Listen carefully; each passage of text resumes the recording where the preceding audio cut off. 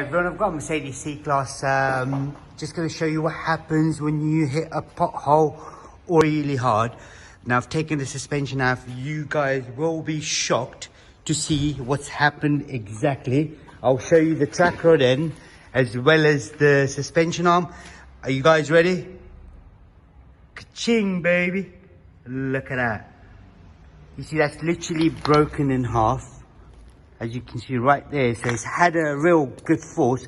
The customer did say he hasn't driven really fast, but I kind of saw very hard to believe. I mean, you can see the track rod end as well. That's quite badly damaged. That's the new one right there. As you can see, it's a complete unit, and this is hard metal as well. So usually they don't break, but the way that's broken, it's not a good news. Now the wheel itself, I've got the wheel right here. As you can see, it's done a lot of damage, and it's cracked a wheel right there. You can see the marks on it.